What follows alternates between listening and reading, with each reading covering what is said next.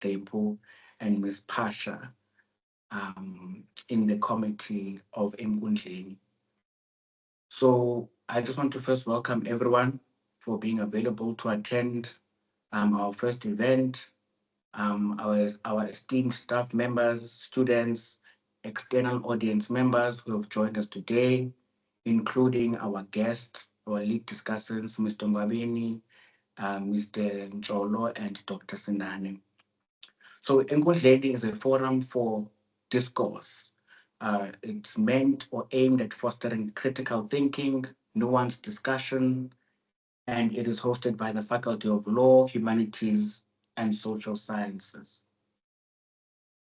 So today's topic is cutting fact from fiction, unpacking the implications of the Expropriation Act. And our lead discussants will set the tone by addressing three key questions on this topic. And that is number one, just so we can all see the questions. So, number one, what is the Expropriation Act and how enforceable is it? Two, to comment on the necessity and timing of the Expropriation Act. And three, what is their opinion on the polarizing effect of signing the act into law? So, our first lead discussant is Mr. Siasanga Ngwabeni. He's a political science lecturer at Mankosa with a strong research background in land reform and land tenure rights. His doctoral research focuses on landowner consultations in mining affected areas in the Eastern Cape. And second is Mr. Lubabalo Njolo. He is an EFF parliamentary researcher. He holds an LLB and two master's degrees with a focus on land and agrarian reform. And third, Dr. Ntandu Sindane, he is a legal studies lecturer at Stellenbosch University. He holds a PhD with a focus on intellectual and property law. So each discussant here has 10 minutes to address the three questions. So that makes 30 minutes for the arguments by our lead discussants, and that leaves the other 30 minutes for engagements from the floor. So I will start with you, Mr. Gwabeni. So can you please go ahead and talk to our first question, right? Which is what is the Expropriation Act and how enforceable is it? And you can move on with the second and third questions within your given time. Thank you so much, colleagues. Thank you, Mr. Mvenene. I hope you are good and good afternoon. I'm checking my time. Good afternoon, colleagues. I hope you are all good at this hour. I know that we are preparing for the long weekend, so I will not consume a lot of time, but I will try my best to cover all topics. There's just three topics or questions that are posed unto us, and I will allow my fellow discussants to take the baton further. Now, maybe before we go on, there's nowadays my students call it an ick. There's an ick that we experience when we talk about land reform and expropriation of land with or without compensation. So what we usually find is that oh, sorry, I saw some movement there. So what we usually find, sorry colleagues, I did not introduce myself because that has been done, so I'll just get straight into it. So what we usually find when we talk about expropriation is that there is, or there are patterns of amnesia that we find where those that were part or formed part of expropriation before seem to forget that expropriation is not a new thing in South Africa, and expropriation has always been a thing. dating back from I can maybe say from 1652, because now we see land dispossession happening quite often in our South African history. Sorry, someone's mic is not muted.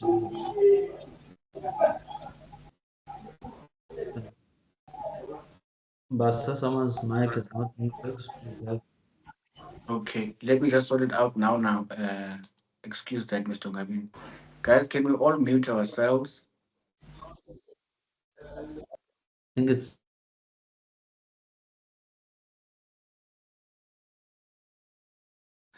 Can you please unmute Mr. Ngabin and continue?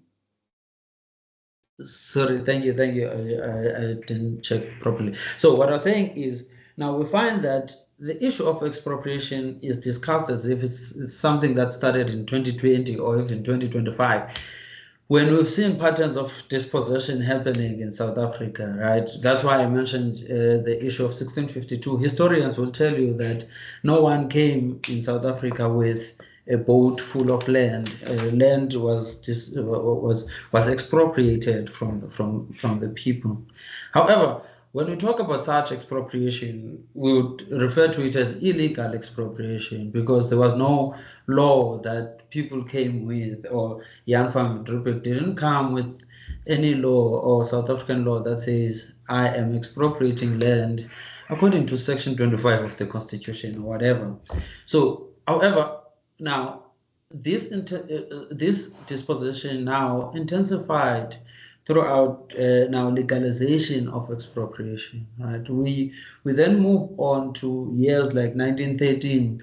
We then move to years like 1950, even 1975, where we see law now being intentionally enforced to expropriate land.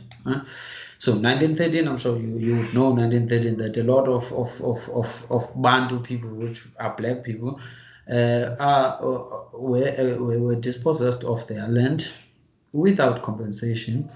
And okay, we then move on and say, okay, now we then see a lot of mass dispossession again of land, where a lot of people, black people in South Africa, then get their land expropriated in 1950 under the Group Areas Act, again, which is a legal document that enforces the government to take land from people. Now, legally, to take land legally from people. Now, what I'm trying to bring to our attention here is that expropriating land has always been legalized in South Africa, right? Then we the one that we always base our understanding and our analysis on is the issue of 1975, where land was expropriated, which is what we know now as the Expropriation Act of 1975, where land was then legally again expropriated from people. But with this type of expropriation, we see minimal compensation given here. However, that's why when later in 1994 we see land restitution, where people get now and other forms of compensation now, because 1995 dispose us to land without reasonable compensation. However, let me then get to answering of this question of expropriation of land and its feasibility. Now, we see in South Africa that there is a rising number of people that do not have land, do not have access to land. Now, land, not just land for agricultural purposes, and I'll tell you why I'm mentioning that, because in my research that we did in 2020 with Dr. Mtimka, we found that a lot of people in the setting of that research was in KwaZulu in PE. So the understanding of expropriation at that time in 2021 was that people thought, or in their understanding of expropriation, thought that, okay, if land is expropriated tomorrow, people will start getting mines, people start getting agricultural land. So that's why I'm mentioning the issue of agriculture here. But what I'm trying to say here is that it's expropriation of land is explanatory, where we find that now a lot of people in South Africa do not have access to land. We do have a constitution that legalizes expropriation currently. But now what we see in the constitution is that we have the willing buyer, a willing seller market approach, which says those that have money must buy land, and those that do not have money obviously cannot have land.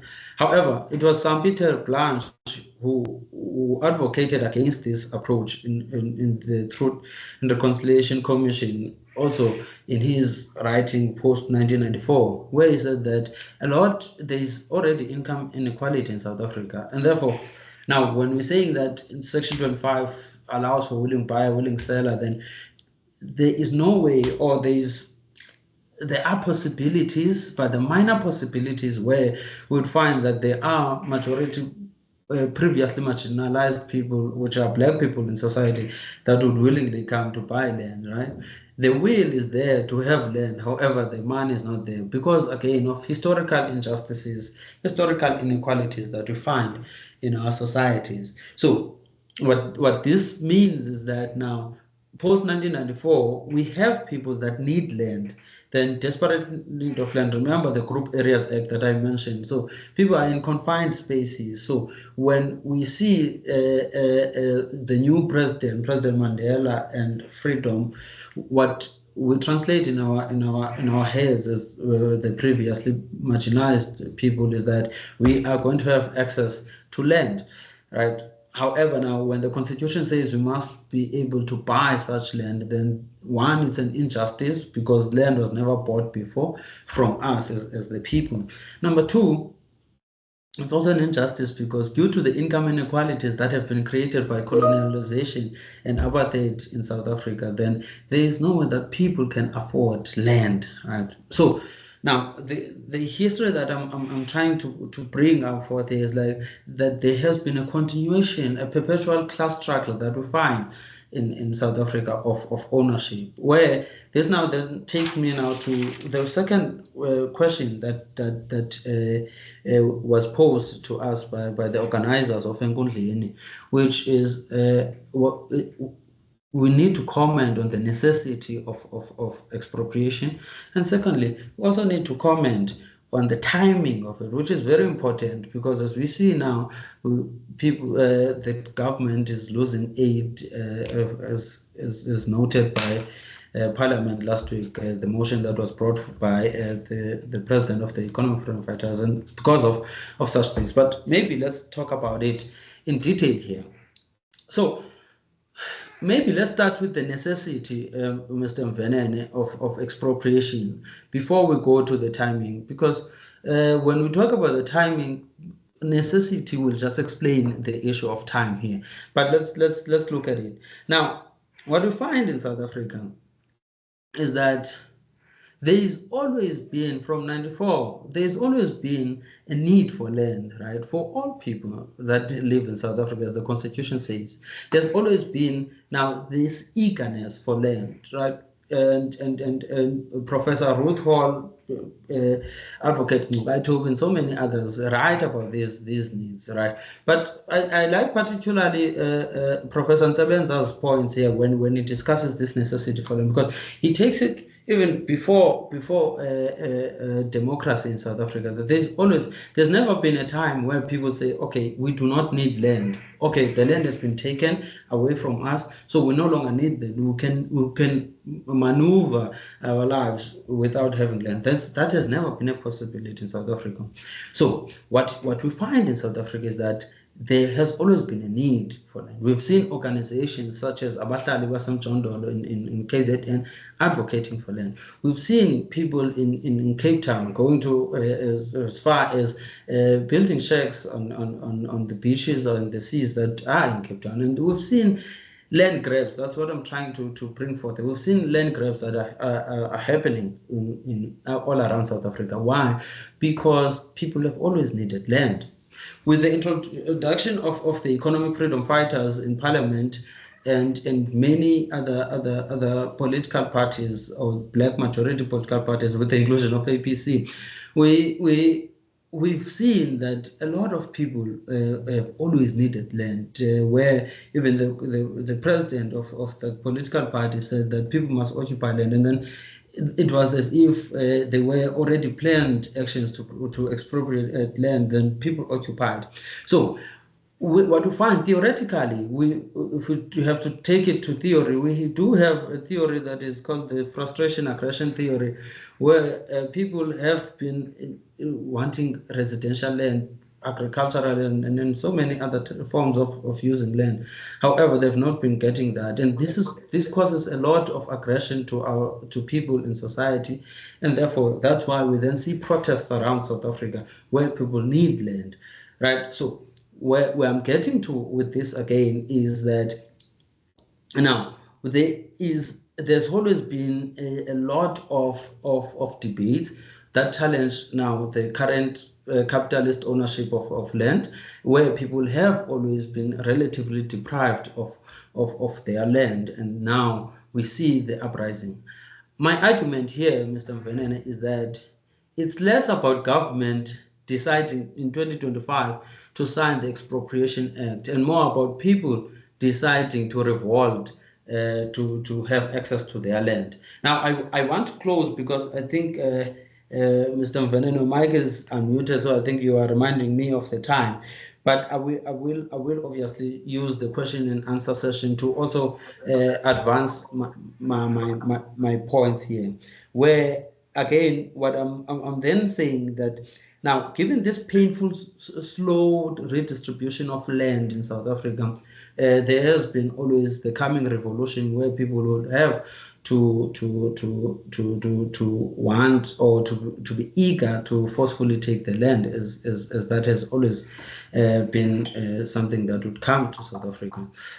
However, now when we talk about the timing, maybe this is something that I'll also talk a bit more about in the question and answer session. When we talk about the timing, now this protest and revolution from different associations in South Africa, the landless people of South Africa, abahlali basemjondolo, and many other associations. Sorry, Mr. Mbabe. Okay. I think you have exceeded your allotted time for this. Okay, no, it's fine. I will then come back when we talk about the other issues. Maybe I'll use the question and answer session. Thank you, sir.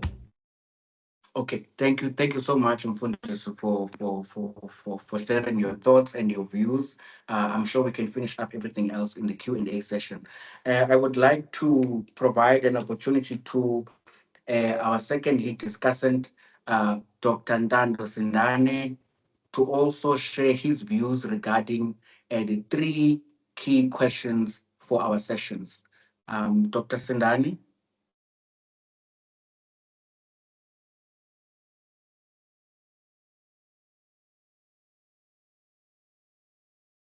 I think I did see Dr. Sindane inside the meeting. Thank you very much, colleagues, comrades, and friends. I hope you can hear me. Yes, Doc, we can hear you, but I think the image is a bit blurry, but it's fine. We can hear you. Let me try to fix the image so that colleagues can get an opportunity to see me very well. All right. No, thank you very much. I hope everyone can hear me. Thank you for inviting me to Walter Sisulu University, Enkundleni. So I'm very, very happy to be here.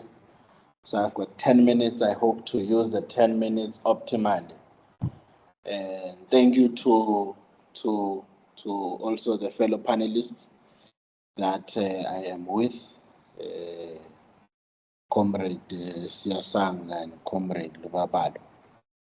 All right. Now, I think the first question is a question that I will get through very quickly about what really is the Expropriation Act and whether or not it is binding and all of that. So, an act, colleagues, is legislation, so it is law. And now, one of the essential or the core elements of a law is that It is binding. It's not optional. It's not something that we are discussing. So, for those of you who are not lawyers or law academics, so how does a law become a law? So, in South Africa, and I apologize very quickly if there are law scholars in the room, so you might know this already. So I'll just go through very quickly. In South Africa, after 1994, you have three arms of the state: the legislature, the judiciary, and the executive. The legislature is parliament, the judiciary is your courts, and of course, the executive is government. Now, these three arms of the state function with each other under the separation of powers doctrine that we draw from the constitutional democracy that we have today. Now, before a law can become a law, the usual procedure that it follows is that it starts as a green paper, what we call a green paper.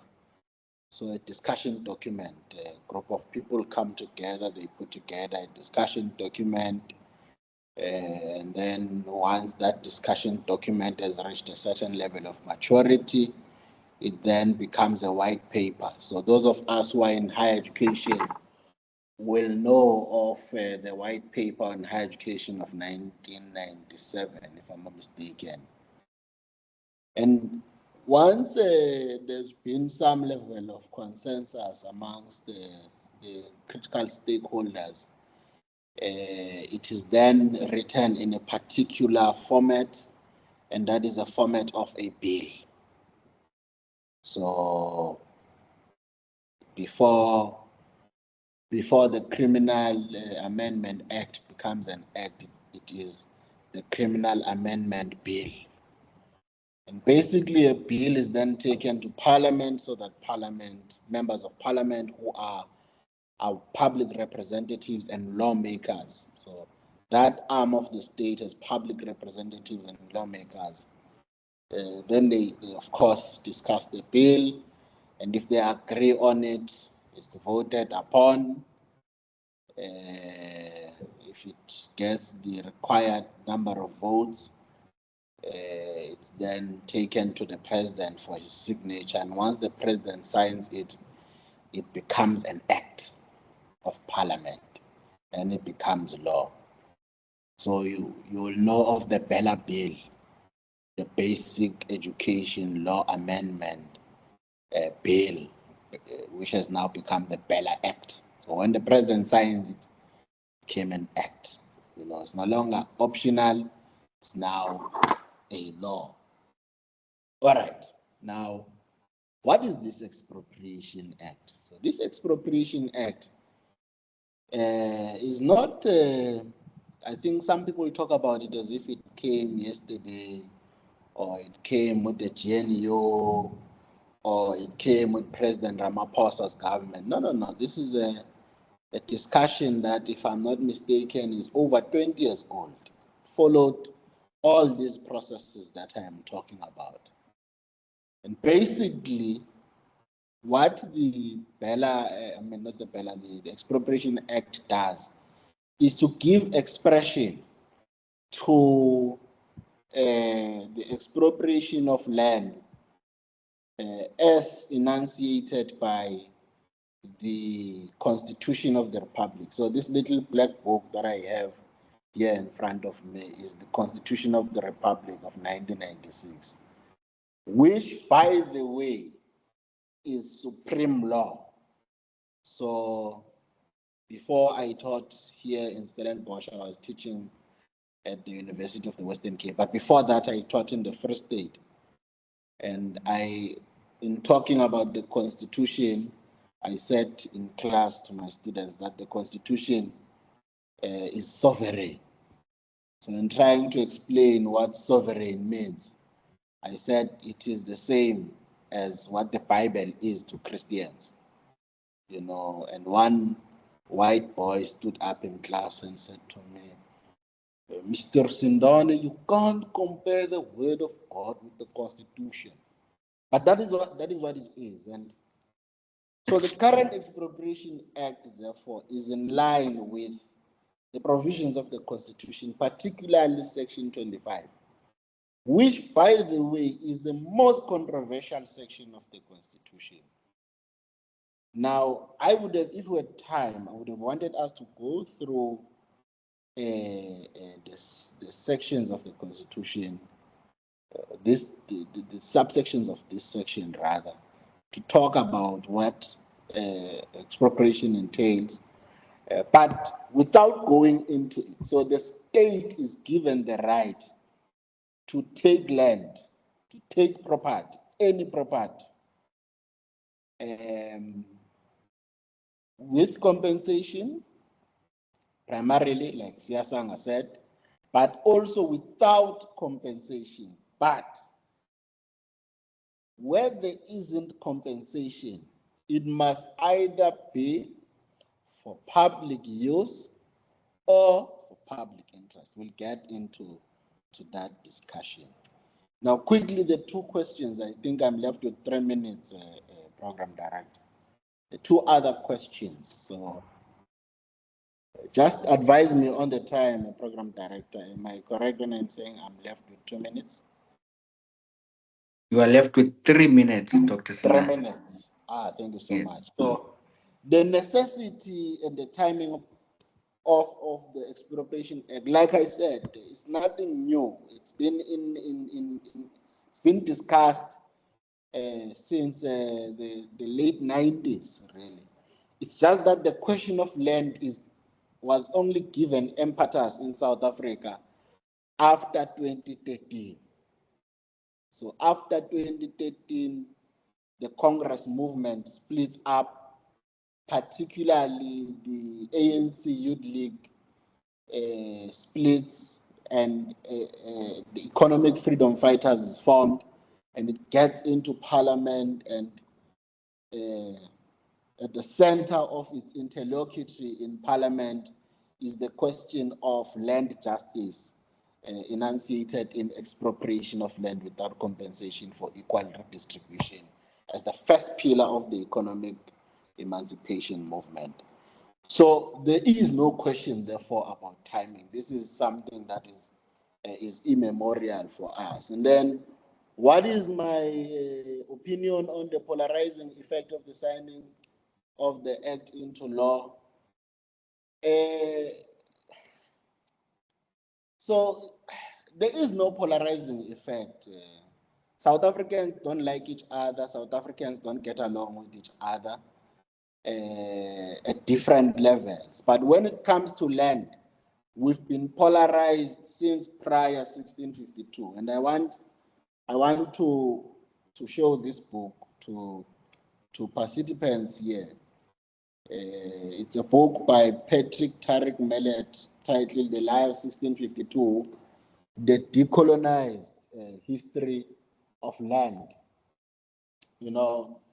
And maybe I'm left with 1 minute now as I close up. So one of the things that Patrick Tarek Mellet does in this book is he investigates using historical empiricism to show that we have never agreed as a country on expropriation and on land. Between 1652 and the late 1800s, there were 19 Xhosa Khoi wars of anti-colonial resistance. And at the center of all those wars was the question of land, and was the question of Dutch expropriation of the Cape.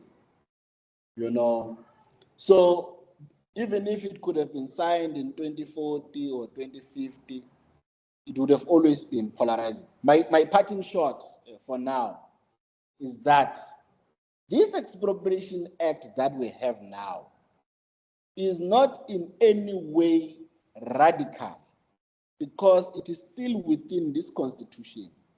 And some of us in our scholarship have said that there is no justice in this Constitution, because this Constitution says that whatever land that you owned on the 26th of April 1994, it belongs to you legally, and if anyone wants to take that land, they must compensate you equitably. And now, historically, this is wrong because we know that land was stolen.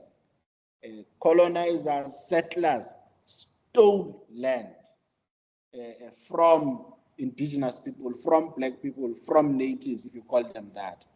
So if you're going to work within the model of the Constitution, you are not going to resolve the historical question of land. Let me pause there. Thank you. Thank you so much, Dr. Sindane. And then to our last lead discussant, Mr. Lubabalo Njolo. May you please speak to the three questions? Thank you very much, Mr. Venene, and greetings to my co-panelists and to everyone who's here. The name is Lubabalo Njolo, as Mr. Venene has indicated. I do research for the economic writers in Parliament, and I'm also an attorney. Yeah, the first two questions, I'm going to attempt to answer them at the same time because they are very much interlinked. I think my co-panelists have gone to town really in attempting to explain what the Expropriation Act is and how enforceable is it. Expropriation by its very nature is a compulsory acquisition of land. I think the Act itself provides that definition. So it is a compulsory acquisition of land by the state for specifically two reasons, and these reasons are provided for in the Constitution. I hope all of us who are here would be familiar with the Constitution, specifically Section 25 of the Constitution. And that section, Section 25, subsection 2 specifically, states that property may be expropriated in terms of a law of general application for two reasons: in the public purpose or in the public interest. The public purpose expropriation is when the state expropriates land in order to undertake public projects. If the state wants to build a dam or a clinic or a road, it is empowered to expropriate that land for that purpose. So that would be public purpose expropriation. And then there is expropriation in the public interest. The Constitution defines the public interest as the nation's commitment to land reform. So this is the first distinction between this Act, the new Expropriation Act, and the Act that was operational before that, which is the Expropriation Act of 1975, for instance. So the Expropriation Act that was recently then enacted by Mr. Ramaphosa seeks to give our expropriation legislation some constitutional authority, because the 1975 Expropriation Act was enacted before we transitioned into the democratic order and had our constitution in 1996. So we haven't had expropriation legislation that is in sync with our constitution. Dr. Sindane indicated earlier that the constitution is the supreme law of the republic, and all law must subscribe to the values as enshrined in the constitution. Any law that is not in sync with the constitution will be considered invalid. So we haven't had expropriation legislation, therefore, that was deeply embedded in the constitution. There have been various attempts, as he has indicated, to develop such legislation. I think the earliest attempt I can recall was in 2008, when Parliament tried to pass expropriation legislation that failed. I know the other one was in 2013 and in 2015. So all these attempts have failed previously because the country has what I call expropriation phobia. Not the country per se, but a particular section of the country, the settler minority component of our population has this phobia towards expropriation. So any mention of the word expropriation raises the room temperature whenever you are in close proximity with a settler minority component of the population.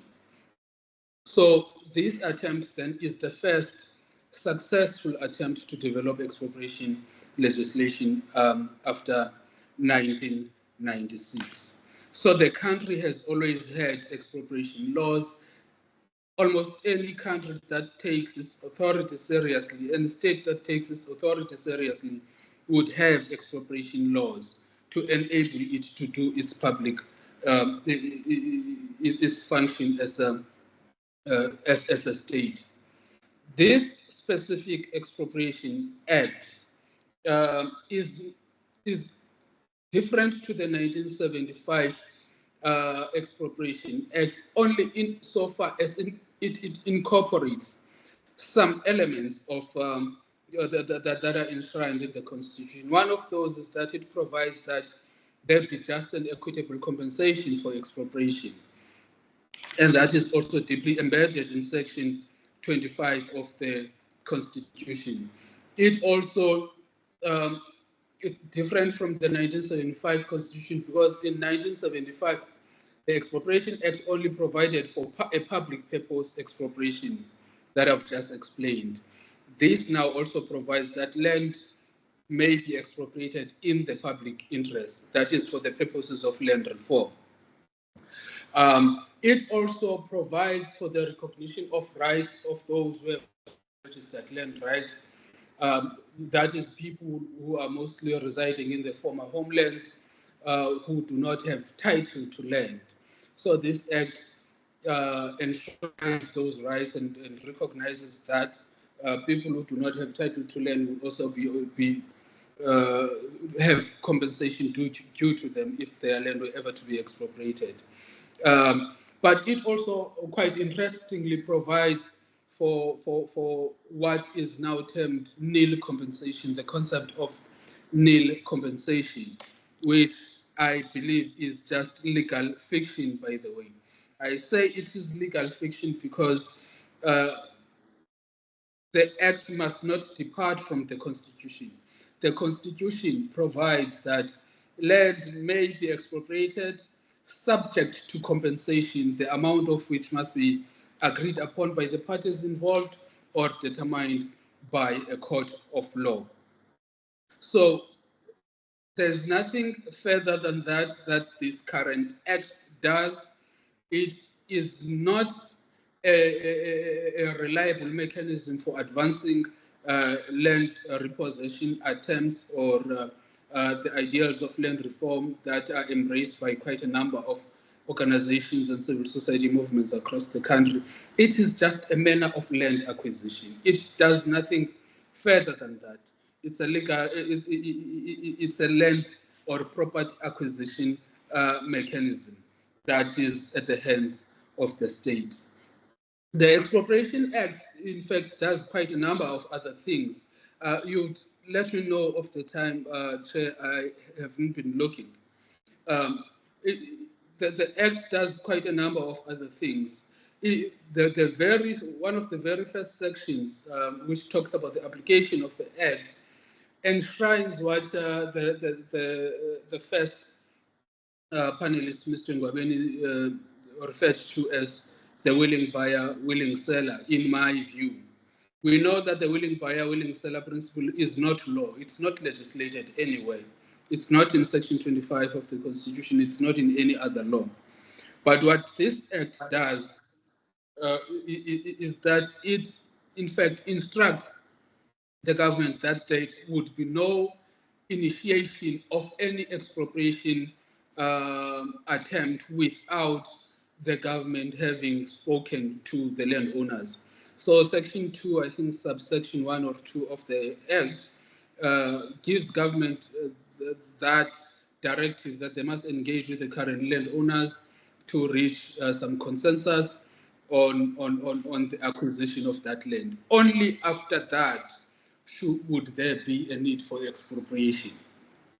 So, in a nutshell, that's what the Expropriation Act is all about.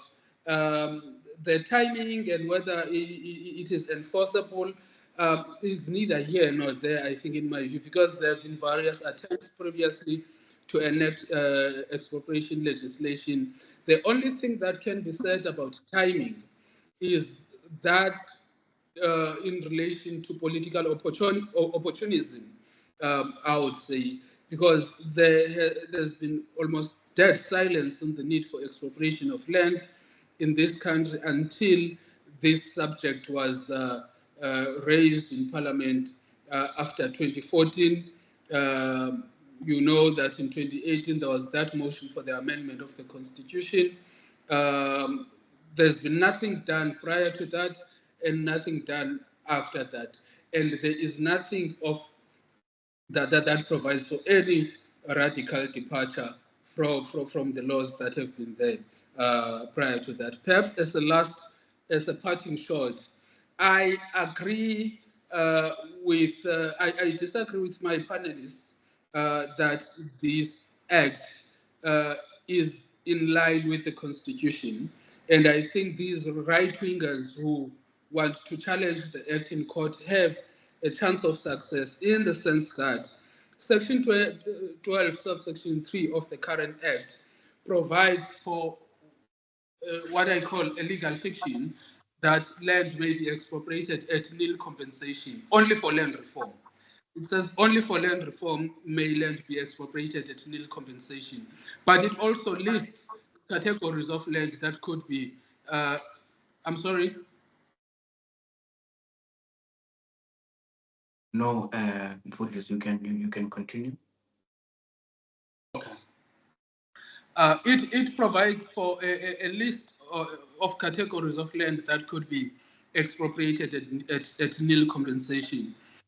That's abandoned land, land that poses health hazards, land that is held for speculation purposes, and land that can be proven that the amount of state investment on that land far exceeds its market value.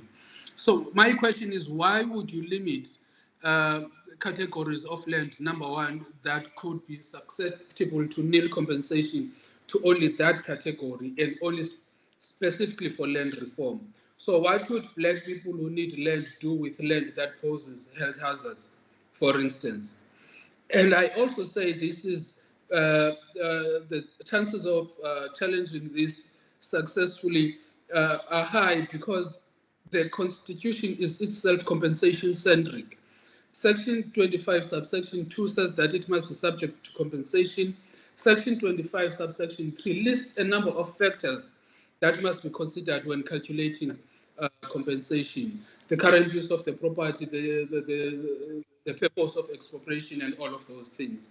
So there is this creative interpretation of the Constitution that those factors can be creatively interpreted to arrive at nil compensation. I do not agree with that assertion. I think it is a long shot. In any way, it would lead to us having a litigation-heavy land reform program in this country, were we to use that approach. So, in closing, this is just Mfundisi, sorry. I think you have exceeded your time. have I? Okay. Yes. I Yes, think yes. you must let me know. So, thanks. Okay, sure. Thank you so much for that contribution, for sharing your thoughts, Mr. Ncholo. Colleagues, can we please engage our three lead discussants? We can ask questions, we can make comments, or we can share our own views. And please make your question pointy, and also do state who your question or clarity is pointed to. So I'm looking here on my laptop, And I think you can just raise your hand and you can ask a question, or if I don't see your hand, you can unmute yourself and ask the question.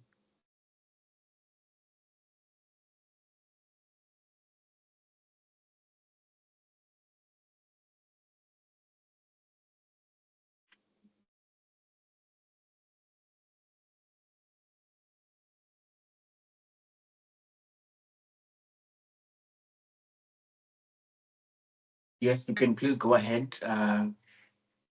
Sibanengi and Professor Nzobu.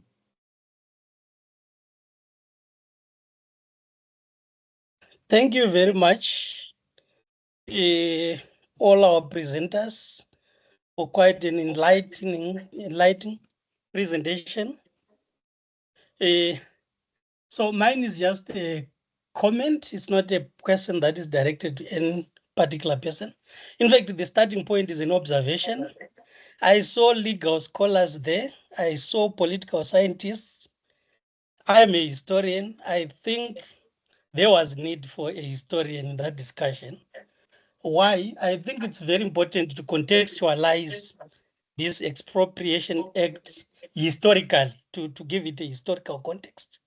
I've seen an attempt to do so, which is fine, but I think a historian would have done a good job to look at the Grey Act of 1894, look at the 1913 Land Act, or even contextualize it regionally. Looking at the case of Zimbabwe, for instance, you look at the 1992 Land Acquisition Act, which I think is not very different from this particular one. So I think those are just the observation that I wanted to make.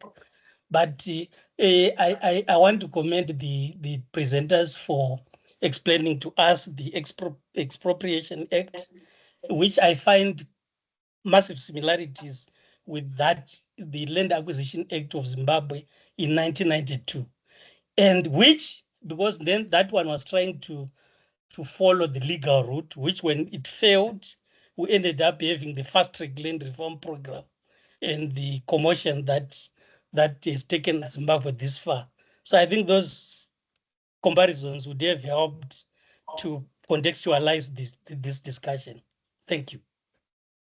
Okay, thank you. Thank you so much for that contribution, colleague. I think we will keep that in mind and make it a point in the following session. Thank you so much, colleague. Prof. Zovu.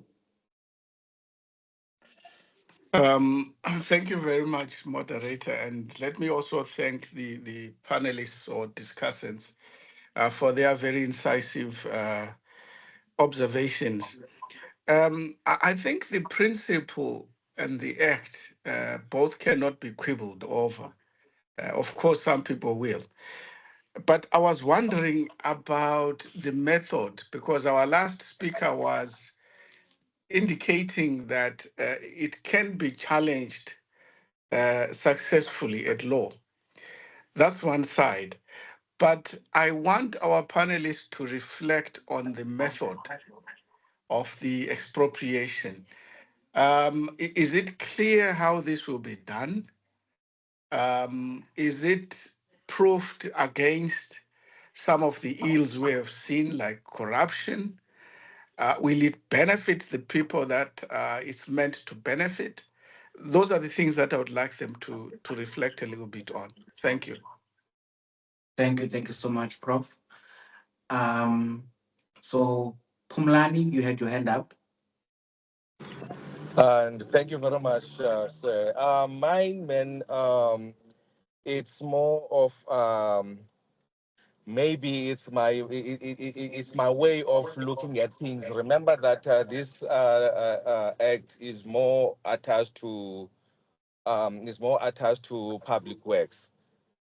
And then I still believe that this is more of for public works purposes more than the land act. 'Cause remember that we do have the department that look at only in for land, of which on my little knowledge, I guess that the Proper Land Act is Expropriation Act for land is still coming with the minister. Uh, uh, um, and then secondly, I just need to check something, because basically when you look at this, when you look at the issue of land here in South Africa, you will find that it was more discriminating, more on the on the black people, because we ended up losing our own culture and traditions because of this. Because if I can just take note of one thing, like for an example, the traditional leaders after forced removal in some of these places, they opted not to be able to go to gather their own medicine in where the land, where they can go to the mountain maybe or field to gather some of their medication, and that means in the end that they have to marginalized, and their culture as well and tradition has to be the same. My question now is to to the panel, as I alluded before, will South Africa win the issue of land without compensation, or expropriate without compensation through the current Expropriation Act? Or, as I'm anticipating that the actual Land Expropriation Act is still coming, this one is for only public works, because it is attached to public works than being attached to Africa, unyonzo. Let me just stop there. Thanks. Okay. Thank you so much, Africa. Subuisa, you can ask a question. The question is to the panel. Mr. Ngobe made an interesting point where he made the parallels between the expropriation bill that was raised in Zimbabwe versus the one that's now up in South Africa. So the question is, do they believe that if we were to go forward with an expropriation bill where there is no compensation for the land that's taken, are we going to suffer the same effects as is Zimbabwe, or do they believe that the BRICS Nantigana Association is there to help out in situations like that? Okay, sure, sure. Very pointed, very clear question. Thank you so much, Masuli. To our colleagues who are our lead discussants, I think you can take on the questions. Sorry, colleagues, let me just take one last hand here. I see Mr. or Dr. or Prof. Munya Radzi. Can you please also make your comment or ask the question?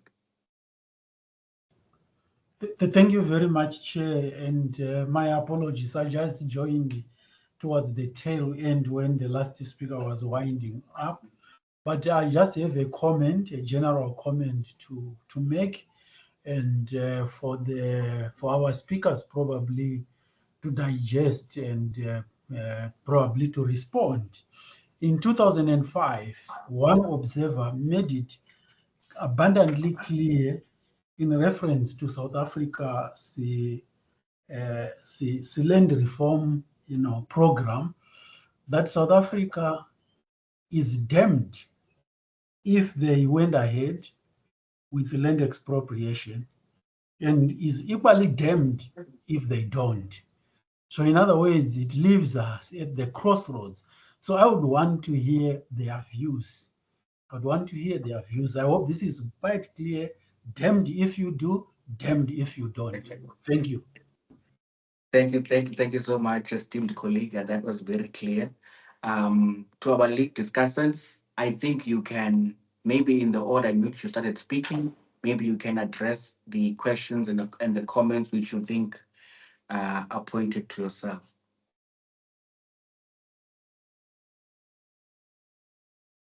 Thank you, Mr. Vennen. Mine is not going to be long. I think I took too much time when I started. So, what I found to be an interesting and maybe question that I myself as a student of land reform would be able to maybe attempt to answer is the issue of politics around land, where the question was, in fact, alluded to the point of where will South Africa win the issue of land reform through the current act and as it is. I think an assumption was made that it focuses more on the public works side of things. However, when we discuss the issue of expropriation or of land reform in general, it has always been a discussion that there's also a bit of lack of political will. I think Professor Ndlovu also touched on the issue of feasibility, where we talk about things such as corruption and so on. However, looking at the current political landscape, and in fact, looking at the act itself, one would be confident to say that no, South Africa doesn't seem to be catching the real need for land. In fact, I argue in one of the articles that now there seems to be now some form of conflict of ideas, in fact, if I can put it like that, from the elites and the people that really need the land, where it seems like the people that have the power to make decisions, have to decide, do not really understand the need for land or what people mean when they say they want their land back and all of that. But besides that, now that sorry, I just forgot the name. I think it was Mr. Mosoli. When it was announced that the president would sign the Land Expropriation Act in South Africa, the minister McPherson of Public Works then wrote a tweet, which is what we would know with white arrogance, whether we like the act or not, but white arrogance says, let us do what we think is right. He went on and wrote on Twitter that no land will be expropriated under his watch. So, but this, what I'm bringing in now, will take us then to debate the GNU, which is what I do not want. But my answer to the question is that at this point we do not really seem to be grasping what is really into the minds of our people on the ground. In fact, the previously marginalized. In fact, this which are still marginalized in a way.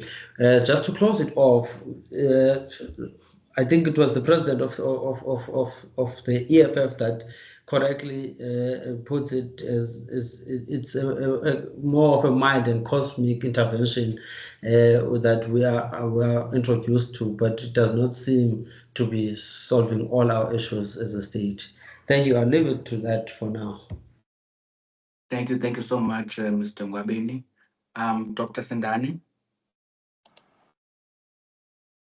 Yes, thank you very much, colleagues, and thank you for the various contributions and the discussions of everyone in the room, but also fellow panelists. I think it's Professor Ngobe or Dr. Ngobe or Mr. Ngobe who speaks about the need for historians, and I completely agree with this. That's why, even though I'm a law scholar, I tend to often say that, in fact, in any law, not even when we're talking about the Expropriation Act, even when we're talking about the more mundane, well, I wouldn't call it mundane, but the other aspects of law, I often say that the history or the historical analysis is very important. Professor Sabelo Ndlovu always says that we must have a longitudinal analysis of every concrete situation. So I really welcome that. And of course, the task of historians is very important. I don't think, as a law scholar, as much as I can try, I don't think I can do history as well as a historian might. And of course, the Glen Grey Act and the Natives Land Act of 1913 are very, very important to the discussions that we're having today, because they also help us to excavate the discontinuities and the continuities that mark the land crisis, not just in South Africa, but in most of sub-Saharan Africa, in most of the Commonwealth, the so-called Commonwealth, in most of the territories that were colonized by Britain, as it were. So I welcome that. I think it's a very important intervention. And my fellow panelist, Mr. Lubabalo, says something that's very important. And that interpretation is, in fact, I agree with you. You say you disagree, but I actually agree with you. That interpretation has been contentious for a long time. And I want to draw your attention to, prior to signing of this Expropriation Act, when there was actually discussion in Parliament, as you would know, on that discussion that fell on the side on the potential amendment of Section 25. A group of experts, property law experts, were invited in Parliament, and funnily, some of them are now my new colleagues here at Stellenbosch. And they came to Parliament, and one of the things that they said is that outside of the Expropriation Act, even within Comrade Lubabalo, even within Section 252 of the Constitution, there is a potential to interpret Section 252 to mean nil compensation, you know. And back then, I think this was in the 6th administration, if I'm not mistaken. Back then, I disagreed with my colleagues, you know. And I said that the amendment of the Constitution as an interim measure would be good insofar as making explicit what they claim to be implicit in Section 252, and even in the qualifications that are made in Section 253A to E, you know. So this may be a controversial thing to say, but I think you and me would agree. I would want AfriForum and Solidarity to take it to court so that those constitutional court judges can grapple with these interpretative vices around this particular question. So those are my two brief comments. I don't want to hog the space. I think other colleagues can take from here. Thank you very much. Thank you very much, Dr. Sandane. Mr. Njolo, you can also share your views. Thank you, Mr. Mvenene. Thanks to fellow panelists and to everyone who's participated here. Perhaps maybe to start right where Dr. Sandane ended. Now, one of the problems I had with Clara's piece on transformative constitutionalism is that you leave this very important aspect of South Africa's evolution from colonialism, apartheid, and to democratic rule now to a benevolent interpretation of the law by a select few. So if the assertion is that there is an implicit provision in the Constitution for nil compensation, then why can't that be made so clearly in the Constitution itself? I don't believe to begin with that implicit provision is there for nil compensation. It is a stretch a creative stretch, I must admit. So that's my view. I'm glad that at least we agree on that. I think it was Mr. Ngube at the beginning. I can't agree with you more on providing a historical context to this, because it would disprove quite a whole lot of fearmongers we have in society who are trying to make the signing of this really redundant piece of legislation that the Expropriation Act is, and make it what it is not about. And we've seen the outcry from across the world, and it is a very poor interpretation of what this piece of legislation is, and it is basically as a result of not historically contextualizing what expropriation is. So I fully agree with you there. But there was an important question here. I just don't remember the person who asked it, Mr. Mvenene, who spoke about the method of expropriation and whether this would shield the South African public from corruption and having. I'm sorry? Oh, no, I was just going to say that was Professor Ndlovu. Oh, yeah, okay. Now, it is a critically important question.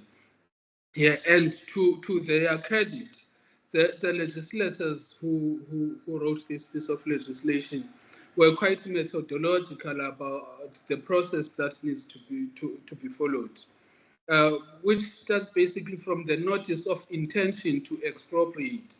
So the expropriating authority will have to issue a notice of intention to expropriate, followed by a notice of expropriation with the expropriation date embedded in that notice. And what I think very few of us do in our discussion on this act, on the Expropriation Act and on expropriation general, prior to the enactment of this act, is that the act of expropriation itself is not contingent on expropriation. So while on compensation rather, while compensation is a must, but the expropriating authority can expropriate on the date of expropriation that was in the notice. By law, the land or the property officially moves ownership from the previous owner to the state, even without compensation having been paid for, though compensation must still be paid. This in effect means that the state can give a notice of expropriation, have a date in the notice, and on that date, the ownership would move to the state. And on the date of possession, because there must also be a date that at this particular date, the state would take ownership of this particular piece of land or property. That is provided for in this piece of legislation. And then what it would mean in practice is that the state can give these notices, take the land, and then engage in an endless process of litigation for compensation, because compensation must still be paid. So there is quite a rigorous process that is provided for in the Act for this. Lastly, the question about public works and land reform is a very interesting question. Well, I've had the Minister of Land, also complaining that, well, this is under Dean McPherson, not me.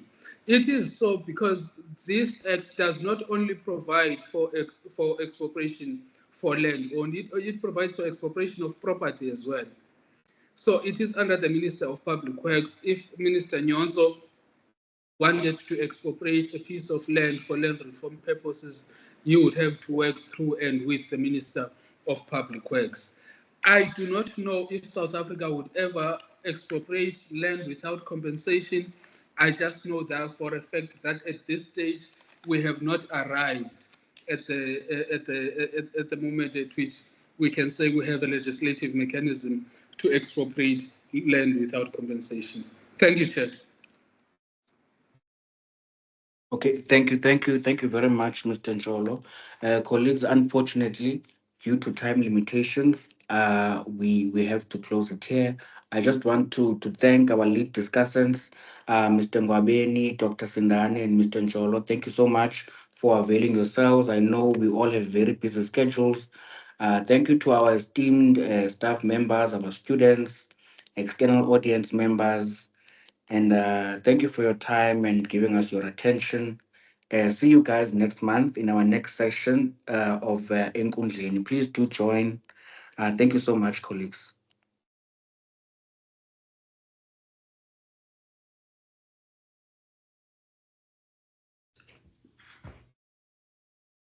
Thank you, Bazo. Bye.